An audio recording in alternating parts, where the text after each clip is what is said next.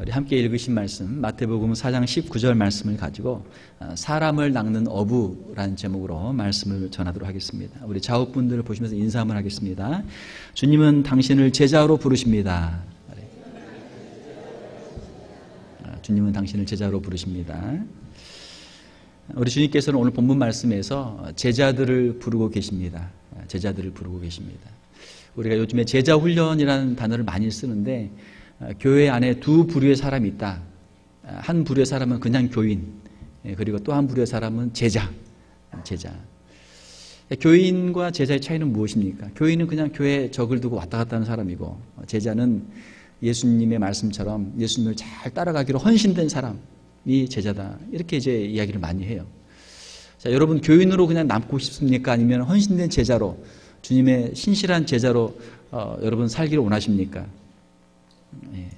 제자하면 주님 앞에 헌신된, 주님 앞에 칭찬받는 그런 사람이잖아요. 그냥 교인하면은 그냥 교회만 왔다 갔다 하고 그냥 자기 어떻게든 천국 가는 거, 구원 받는 거 그 하나로 만족하는 사람이 교인이잖아요.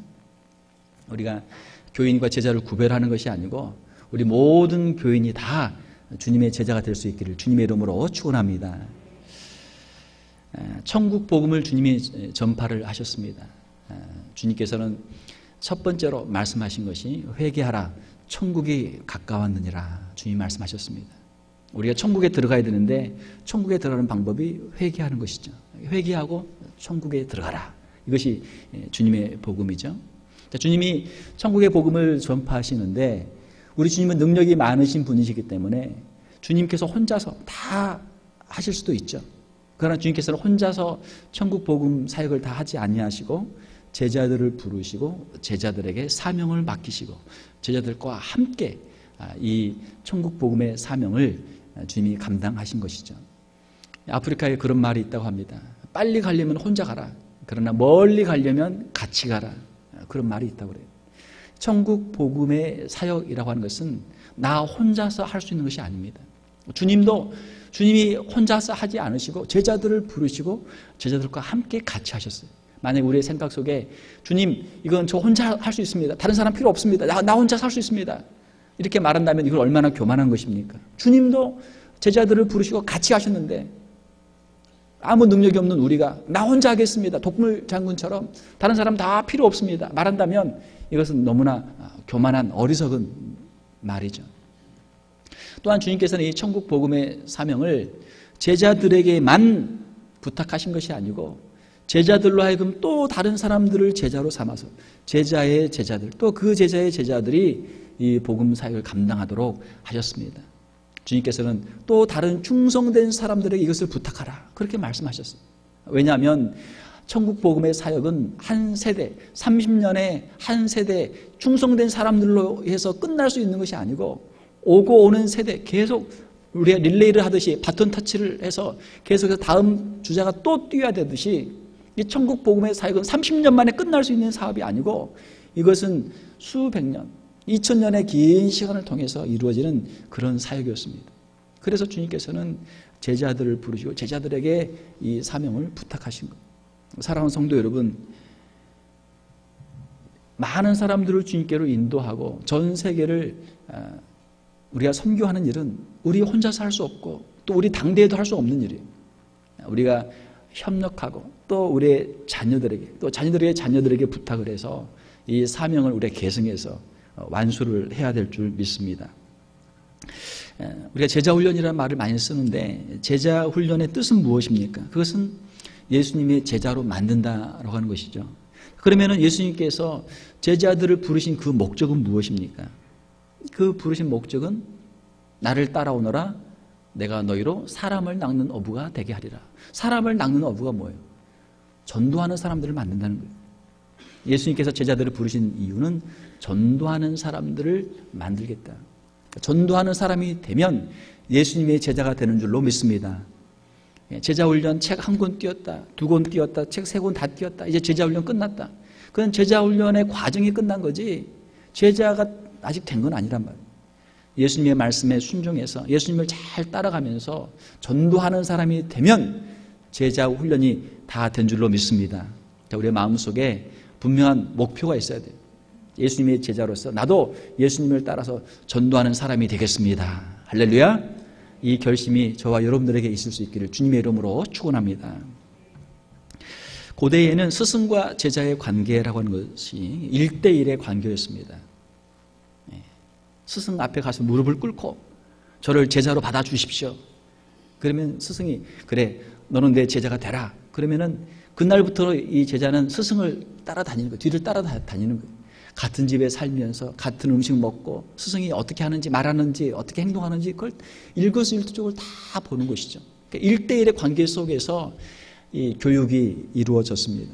지금도 이제 좋은 대학을 보게 되면 좋은 대학을 평가하는 기준이 여러 가지가 있는데 그 중에 하나는 무엇이냐면 교수와 학생의 비율이 어떻게 되는가. 이것이 좋은 대학을 평가하는 하나의 기준이 됩니다.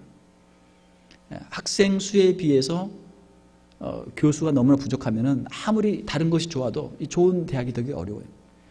교수와 학생 그 비율이 한 12대 1 아니면 9대 1, 한 7대 1 이렇게 되면 굉장히 좋은 학교죠. 아주 탑 스쿨이 되는 것이죠. 그것은 한 사람이 얼마나 집중적으로 자기의 제자들에게 관심을 갖고 제자들이 그 선생님을 찾아갈 수 있고 만날 수 있고 개인적으로 대화할 수 있고 자기의 고민이나 또 이 공부하는 것들을 가지고 상담을 받을 수 있는가, 이것을 평가하는 기준이란 말이에요. 스승의 삶을 보고 일거수일투족을 다 배우는 것, 이것이 제자입니다. 주님께서는 제자들을 부르실 때 나를 따라오너라, 나와 함께 있어라, 나를 보고 잘 배워라, 그렇게 말씀하시는 거예요. 우리 부모들에게 자녀들은 진정한 의미의 제자들이죠. 나의 모든 삶을 보여주면서 너희도 이렇게 살아라, 그렇게 말하는 것 아닙니까? 살면서 하나하나 다 보여주고 삶을 가르치는 것, 그것이 스승의 삶이죠. 우리가 자녀들에게 야, 너 왜 이거 못하니? 왜 이거 안 하니? 왜 이거 잘못하니? 아무리 이야기를 해도 자녀들의 눈에 비친 부모의 모습, 엄마도 그렇게 살잖아요. 아빠도 그렇게 살잖아요. 그럼 우리가 할 말이 없잖아요. 그렇죠. 예수님의 제자들은 3년의 시간 동안 예수님과 함께 살면서 예수님이 하시는 그 모든 말씀, 예수님의 모든 그 사역을 다 봤어요. 그래서 예수님의 제자가 되었던 것이죠. 예수님께 부름받았던 제자들은 어떤 사람들입니까? 오늘 본문에 나오는 그 말씀의 배경을 보게 되면 마태복음 4장 18절에서 22절 말씀에 예수님이 베드로와 안드레와 야고보와 요한, 이 4명을 제자로 부르시는 말씀이 기록이 되어 있습니다. 이 사람들은 갈릴리에서 다 물고기를 잡는 어부들이었어요. 어부들. 여러분 물고기 잡아보셨나요? 저도 물고기를 몇 번 잡아보려고 노력을 했는데 물고기를 잡는 게 이게 쉽지 않더라고요. 아주 어려운 일입니다. 물고기를 잡으러 제 경험으로 보니까 3번 물고기를 잡으러 가면 한 번은 물고기를 잡고 2번은 그냥 빈 박스 들고 오는 거예요. 큰 꿈을 갖고 갔지만 그냥 빈 바켓스 들고 그냥 오는 거예요. 물고기를 못 잡는, 3번에 1번 정도 물고기를 잡는 것 같아요. 더 이제 자주 가다 보면 제 경험으로 보면 한 10번에 1번 정도 아주 대박 큰 수확이 제 경험에는 있었습니다. 아이스박스 거기에 그냥 가득 채워가지고 한번 돌아온 적이 있어요. 제가 그 델라웨어 있는 낚시터에 제가 간 적이 있는데 이제 그냥 이 해변가에서 이제 낚시터에서 고기를 잡으니까 물이 빠질 때는 잡기가 어려워요. 이게 이제 그 피어에서 거기서 낚시를 해야 되니까 물이 들어올 때 낚시를 해야 되거든요. 물이 들어오는 시간을 이제 맞춰보니까 하루에 물이 2번 들어오잖아요. 2번 들어오는데 마침 이제 저녁에 만조가 돼서 물이 다 들어오니까 고기가 들어오는 그 시간대가 됐습니다. 그래서 이제 와이프랑 다른 이제 친구 목사님들이랑 이제 같이 낚시를 가자 이러는데 와이프들은 다 싫다는 거예요. 별로 관심이 없어요. 낚시에 관심이 없어요. 잡아오면 먹겠다는 거죠. 남자들만 이제 낚시를 메고 갔는데 그날 고기를 그냥 엄청 잡은 거예요. 마침 보름이어서 하늘에 보름달은 딱 떠 있죠. 물은 들어와가지고 그냥 잔잔하죠.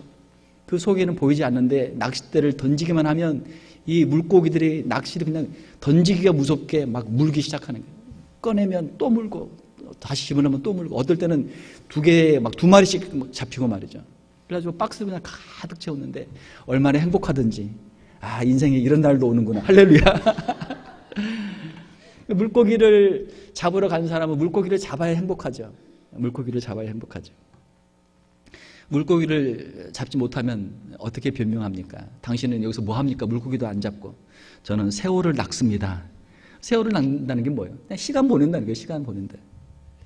갈릴리 바다의 어부들은 평범한 사람들이었습니다. 먹고 살기 위해서 열심히 일하는 사람들이었습니다. 자, 주님은 그 어부들을 제자로 부르셨는데, 주님께서 이 뒤에도 이제 제자들을 부르시는데, 주님은 어떤 사람들을 제자로 부르시는가? 주님은 열심히 일하고 있는 사람들을 제자로 부르세요. 놀고 있는 사람을 제자로 부른 적은 한 번도 없어요. 잠자고 있는 사람을 제자로 부른 적은 한 번도 없어요. 뭔가 자기 생업에 열심히 일하고 있는 사람들을 주님은 부르셨습니다. 심지어는 사도 바울 같은 경우는 예수님 믿는 사람들을 핍박하기 위해서 예루살렘에서 대제사장으로부터 공문을 받아가지고 다메섹으로 핍박하기 위해 가는 길에 예수님을 만났어요. 자기 생업에 종사하든지 아니면 심지어 예수 믿는 사람을 핍박하든지 간에 뭔가 열심히 있는 사람들을 주님은 사용하셔서 그 잘못된 열심을 주님을 위해서 사용하도록, 하나님의 나라를 위해서 사용하도록 주님이 사용하셨던 것입니다.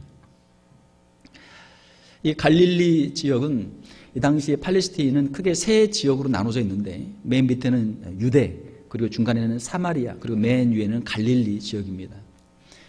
이 유대 지역에는 예루살렘 수도가 있고, 거기에는 대제사장이나 또 귀족들, 정치인들이 다 있어요.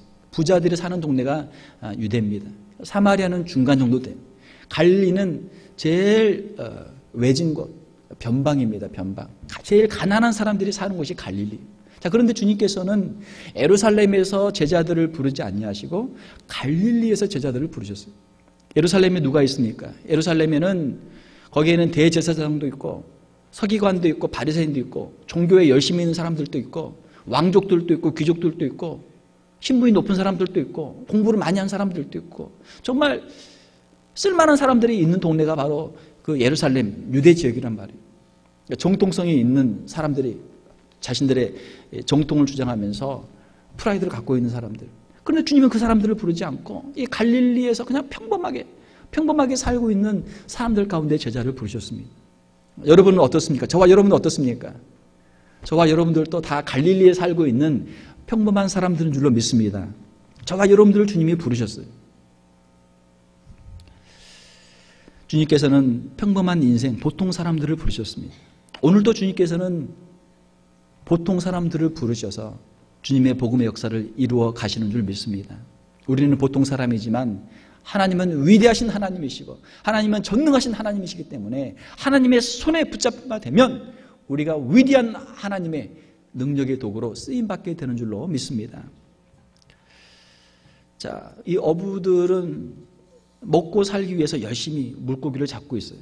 지금은 이제 양식업이 많이 발달되어 있지만 옛날에는 그렇지 않아요. 옛날에는 그냥 나가서 운이 좋으면 많이 잡으면 잘 먹고 못 잡으면 허탕치면 굶는 거예요.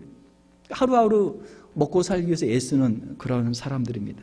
자, 그런 사람들에게 주님이 말씀하십니다. 마태복음 4장 19절에 오늘 우리 함께 읽었던 말씀, 주님이 말씀하시되 나를 따라오라. 내가 너희를 사람을 낚는 어부가 되게 하리라. 자, 이 부름은 어떤 부름입니까?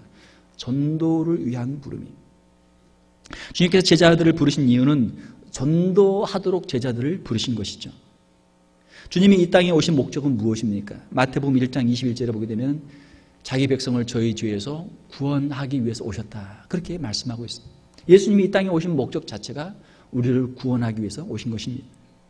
주님이 제자들을 부르신 목적은 무엇입니까? 우리가 읽었던 마태복음 4장 19절 말씀에 사람을 낚는 어부로 만들기 위해서 주님이 제자들을 부르신 거예요. 전도를 하기 위해서 제자를 부르신 거예요. 주님이 교회를 세우신 목적은 무엇입니까? 마태복음 16장 18절에 보게 되면은 죄와 사망의 권세에 갇혀 있는 사람들을 구원하기 위해서 교회를 주님이 세우셨다. 그렇게 말씀합니다. 그렇죠. 우리가 세상을 살다 보면 여러 가지 할 일이 참 많아요. 먹고 사는 것뿐만이 아니고 우리가 할 일이 참 많아요. 그러나 중요한 것은 주님의 부르심이 있고 주님의 분명한 그 목적, 주님의 목적을 위해서 우리 삶을 살아드릴 때 우리가 목적에 합당한 의미 있는, 가치 있는, 자기 할 일을 다 하는 우리의 인생이 되는 줄 믿습니다. 어부들은 물고기를 잡아야 재미가 있고 행복하듯이 우리 성도들은 전도를 해야만, 예수님의 제자들은 전도를 하고 전도의 열매가 있어야만 행복한 신앙생활을 하게 되는 줄 믿습니다. 그렇지 않으면 물고기를 못 잡는 낚시꾼과 마찬가지로 우리도 그냥 세월을 낚는 거예요. 그냥 시간만 보내면서 그냥 허송세월하며 살다가 주님 앞에 가게 되는 것이죠. 사랑하는 성도 여러분, 주님의 부르심 앞에 제자들은 순종하고 그들은 따라 나섰습니다. 주님께서는 오늘도 주님의 제자들을 부르고 계세요. 저와 여러분들을 제자로 부르고 계세요. 주님의 부르심 앞에 여러분은 어떻게 하실 것입니까? 복음서에 보게 되면 예수님께서 제자들을 부르실 때 어떤 사람들은 근심하며 돌아간 그런 기록들이 있습니다. 예수님의 부름 앞에 주님 저는 못하겠습니다. 저는 안 되겠습니다. 저는 그냥 다시 그냥 돌아가겠습니다. 그런 사람들이 있었단 말이에요. 제자로 부르시는 주님의 부르심 앞에, 전도자로 우리를 부르시는 부름 앞에 주님, 저도 주님의 제자로 따라 나서겠습니다. 저도 전도자의 삶을 살겠습니다. 라고 결심하고 순종할 수 있는 저와 여러분들이 될 수 있기를 주님의 이름으로 축원합니다. 제자들은 마태복음 4장 18절 22절을 보게 되면 주님의 부르심에 순종하며 따라 나서는데 그 제자들의 이야기가 기록이 되어 있습니다. 베드로와 안드레, 또 야고보와 요한, 이 네 명이 제자로 따라 나섰는데 이들의 공통점은 무엇입니까? 이들의 순종과 헌신은 즉각적이었다는 것입니다. 20절과 22절을 보게 되면은 거기에 두 군데에 다 곧바로, 곧이라는 단어가 있어요. 곧, 즉시 예수님을 따라 나섰다. 예수님의 말씀 앞에 머뭇거림 없이, 지체함 없이 즉각적으로 순종하고 따라 나섰다라고 하는 것입니다. 머뭇거리면 어때요? 주저하면 어때요? 그때 마귀가 틈을 타는 거예요. 복음의 씨앗이 뿌려졌지만 그 딱딱한 길가에서 뿌리를 내리지 못하고 있으면 마귀가 와서, 새가 와서 그걸 주워 먹듯이 마귀가 그냥 그 은혜를 다 채가는 거예요.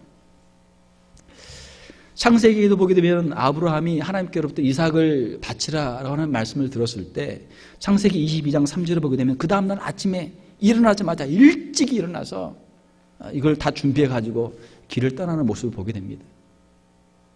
하나님께서 우리에게 선한 일을 위해서, 하나님께서 우리에게 선한 감동을 주실 때 우리가 하나님의 그 은혜, 하나님의 그 감동을 우리가 버리지 않고 그 말씀에 즉각적으로 순종할 수 있기를 주님의 이름으로 축원합니다. 왜냐하면 선한 일을 하는 것은 결코 손해보는 일이 아니기 때문이에요. 우리의 선한 마음이 있어도 그것을 우리가 시간을 두고 조금 미루다 보면 어느덧 세상의 욕심이 다시 우리를 찾아오고 마귀의 유혹이 찾아와서 그 선한 일을 할 수 있는 능력을 우리가 잃어버리게 된단 말이에요. 조금 전에 내가 시간이 있었는데, 조금 전에 내가 물질이 있었는데, 조금 전에 내가 건강이 있었는데, 조금 전에 내가 힘이 있었는데 시간을 두고 하다 보니까 이제는 다 까먹고 시간도 없고 물질도 없고 건강도 없고 힘도 없고 하나님께 드릴 게 없는 그러한 인생이 되고 만단 말이에요. 사랑하는 성도 여러분, 성령님께서 우리의 심령 가운데 감동을 주시고 우리에게 말씀하실 때, 은혜를 주실 때 주님 제가 여기 있습니다. 제가 순종하겠습니다. 아멘. 제가 하겠습니다. 즉각적으로 순종할 수 있는 저와 여러분들이 다 될 수 있기를 주님의 이름으로 축원합니다. 또한 이들의 공통점은 무엇입니까? 이들의 공통점은 버리는 것이 있었어요. 버리는 것. 우리가 선택이라고 하는 것은 둘 중에 하나를 선택하는 것입니다. 둘 중에 하나를 선택하는 것. 자, 이제 지금 저희 교회도 이제 대학을 가는 아이들이 많은데 지난 4월 1일까지 이제 대학에서 다 그 억셉턴스 레터가 다 왔어요. 그러면은 학교 여러 군데가 이제 됐으면 그 중에 하나를 선택해야 되는 거예요. 아무리 좋은 학교 와서 다 갈 수 없는, 고민해야 돼. 하나는 가고 하나는 버려야 돼. 그렇죠? 선택을 해야 돼. 우리의 인생이라고 하는 것은 선택의 연속입니다. 그러니까 하나님을 위해서 내가 무엇을 선택할 것인가? 하나님을 위해서 내가 무엇을 내가 버릴 것인가? 그 선택을 해야 되는 거예요. 주님의 제자로 서기 위해서 베드로와 안드레는 바다에 던지던 그물, 그들의 먹고 사는, 그들의 생존의 수단이었던 그물을 버려두고 예수님을 따라갔어요. 20절에 보면. 또 야고보와 요한은 22절을 보게 되면 그 아버지와 함께, 세베대와 함께 배에서 그물을 깁다가 배와 아버지를 버려두고 예수님을 따라갔다. 그렇게 기록이 되어 있습니다. 그물이나 아버지나 배, 지금까지 살아오면서 평생, 어렸을 때부터 평생 가지고 놀던 것, 그거 가지고 먹고 살던 것, 그 믿고 의지하던 것, 정말 뗄래야 뗄 수 없는 자신의 분신과 같은 자기의 가족, 자기의 생활, 수단, 그것을 놓고 주님을 따라가는 거예요. 얼마나 위대한 헌신입니까? 정말 대단한 헌신이죠. 내게 가장 소중한 것, 그것을 포기하는 것, 이것을 우리가 헌신이라고 그래요. 왜? 주님이 더 귀하기 때문에. 주님이 더 귀하기 때문에 주님을 위해서 그것을 내려놓고 주님을 따라가는 것입니다. 저도 지난주 우리 부흥회 가운데 은혜를 많이 받았습니다. 여러분들도 은혜 많이 받으셨죠? 예, 저도 은혜를 많이 받았습니다. 그 가운데 특별히 마지막 설교, 지난주 주일날 2부 예배 때 설교, 부자와 나사로의 설교를 듣는 가운데 제가 큰 은혜를 받았어요. 제가 목사가 되기 위해서 제가 가지고 있었던 제 꿈을 제가 내려놨습니다. 주님의 부르심에 순종하기 위해서 제가 가지고 있던 꿈을 제가 내려놨어요. 그리고 제가 목회자로 살기 위해서 저희 부모님을 제가 하나님께 맡겨드렸어요. 제 마음속에 내가 목사의 아들로 태어나서 목회를 하면서 이렇게 살고 있는데 나는 하나님께 헌신을 했지만 우리의 자녀들은 하나님이 복을 많이 주셔서 공부도 잘하고 좋은 대학 가고 좋은 직장 취직하고 잘 먹고 잘 살고 정말 좋은 의미로 교회를 위해서도 헌신하고 봉사하고 또 부모에게도 잘 효도하는 그런 자녀로 자라면 좋겠다. 그러니까 자녀들에 대한 욕심이 있었단 말이에요. 그런데 어느 날 제 딸이 그러는 거예요. 아빠, 나 사모 되면 어때? 사모? 야, 사모가 얼마나 힘든데 그걸 왜 네가 해? 그거 안 해도 할 거 많아. 어느 날 제 아들이 그러는 거예요. 아빠, 나 목사 될래요. 목사? 야, 이 이민교회도 힘들지만 2세 목회가 얼마나 힘든데 네가 목회하면 목사 되면 미국 사람들이 몇 명이 올 것 같아? 안 와. 너 2세, 3세 데리고 목회해야 돼. 너 목사 되려면 차라리 한국말을 배워가지고 한국 사람들 상대로 목회해. 이민교회 큰 교회 얼마나 많아. 2세, 3세, 2세들 목회하는 교회 야, 몇 명이나 모이지. 그거 안 돼. 뭐 걱정이 확 되는 거예요. 걱정이. 어떻게든 말려야 되겠다. 어떻게든 말려야 되겠다. 그렇게 생각하고 있었는데 지난주에 설교를 들으면서 부자와 나사로 설교를 들으면서 그렇지. 이 세상에서는 아무리 편안하게 잘 먹고 잘 살아도 그건 이 세상이지. 우리에게 영원한 천국이 있잖아. 그렇죠? 할렐루야. 영원한 천국을 위해서 우리가 산다면 얼마나 의미 있고 보람된 일인가. 그래, 사모, 만약에 너에게도 소명이 있고 너에게도 능력이 있다면 사모 내가 축복해 주마. 목사, 그래, 너에게도 진짜 소명이 있고 네가 정말 하나님께 귀하게 쓰임받을 수 있는 능력이 있다면 내가 너를 축복해 줄게. 제가 놨어요. 자녀들을 제가 하나님께 드렸습니다. 우리에게 있는 가장 소중한 것, 내가 가장 아끼는 것, 그것을 내려놓는 거예요. 하나님의 복음을 위해서. 저희 교회도 우리 장로님들, 권사님들 가운데서도 자녀들이 목회자가 되고 선교사님 되신 분들 계시죠? 아마 이 부족한 목사보다 아마 우리 장로님들, 권사님들 신앙이 더 좋으신 것 같아요. 하나님께서 우리 장로님들, 권사님들, 또 우리 귀한 자녀들을 축복해 주시기를 주님의 이름으로 축원합니다. 이 본문 말씀을 들으면서 목사님 그러면 우리가 질문할 수 있지. 목사님 그러면 다 직업 다 때려치고 직장 다 때려치고 다 신학교로 가야 됩니까? 이런 질문도 할 수 있잖아요. 이 본문에서의 말씀은 꼭 모든 직업을 다 그만두고 다 신학교 가라, 다 선교사 가라, 그것은 아닙니다. 특별한 목회자의 소명이 있는 사람은 자신의 직업을 포기하고 신학교로 가야 되겠죠. 그러나 일반 성도들은 우리의 삶을 내가 먹고 사는 것을 위해서 우리의 직장, 우리의 직업을 우리가 선택하는 것이 아니고 하나님의 영광을 위해서 주의 복음을 전파하기 위해서 우리의 직장과 우리의 직업들을 선택을 해야 된다라는 그런 말씀이에요. 직장에서도 전도할 수 있고 직업에서 얻은 소득을 가지고 전도와 선교를 위해서 헌금을 드릴 수도 있고 천국 복음을 위해서 직장에서 우리가 열심히 전도할 수도 있는 것이죠. 저희 교회에서도 어떤 집사님이 가게를 제가 신방을 했더니 가게에다가 이렇게 조그만 명함 같은 전도지를 만들어가지고 성경 구절을 적어가지고 영어로 적어가지고 미국 사람들을 손님들 오면은 원하시는 분들이 가져갈 수 있도록 그렇게 하는 것을 제가 본 적이 있습니다. 미국에도 좋은 크리스찬 직장들이 많습니다. 우리 한국분이 만든 Forever 21 아주 큰 기업이 됐죠. 그 쇼핑백에 보게 되면 John 3:16 성경 구절이 기록이 되어 있어요. 칙필레이라고 하는 그 기업 음식점 미국에 1,500개가 넘는 그 브랜치가 있습니다. 주일날은 문을 닫아요. 주일날은 문을 닫고 하는데도 장사가 잘 돼요. 거기서 수익금을 가지고 전도를 위해서 선교를 위해서 헌금을 하는 것이죠. 또 제가 LA에 있을 때 제가 자주 갔던 인앤아웃 버거라고 하는 그 햄버거 가게가 있습니다. 거기도 보면 컵하고 그 햄버거를 싸고 있는 종이에다가 성경 구절을 적어놨어요. 크리스찬 기업이. 훌륭한 크리스찬 기업들도 많이 있는 것이죠. 더군다나 또 요즘에는 우리가 선교를 갈 때 선교사님의 그 비자를 안 주는 지역들이 많기 때문에 공산권이나 이슬람권 이런 데를 가려면 다 자기의 잡을 가지고 가야 돼요. 아프리카에 선교를 가도 의료 선교사, 의사들이 오면은 다 받아주니까 가서 자기 의사로서의 직업을 가지고 일을 하면서 전도를 하는 것이고, 또 중국의 연변 과기대 거기도 중국에서 선교사를 안 받아주지만 대학교 교수는 받아주니까 교수로 가서 학생들을 가르치면서 전도도 하고, 또 학교가 들어가니까 제가 아는 어떤 분은 뭐 다 교수로만 가는 건 아니에요. 어떤 분은 요리사 자격증을 가지고 거기에 학교 식당이 있으니까 주방에서 식당에서 일하는 그런 비자 신분을 가지고 가서 또 선교사가 되는 거고, 선교지에 다 필요하거든요. 뭐 어떤 특별한 사람만 필요한 게 아니고 선교지에 가서 애 봐줄 사람도 필요하고 애들 가르칠 사람도 필요하고 식당에서 일할 사람도 필요하고 뭐든지 다 필요한 거예요. 뭐든지. 이슬람권의 비즈니스를 하면서 거기서 전도하시는 분들도 있고, 오히려 지금은 21세기는 평신도 선교사들이 더 많이 필요한 그런 시대가 됐습니다. 평신도 선교사의 가장 위대한 모델 사도 바울. 사도 바울도 텐트 메이킹, 자기가 집을 만드는, 지금으로 말하면 건축업자예요. 건축업자로서 텐트를 만들면서 집을 지어주면서 복음을 전하는 거예요.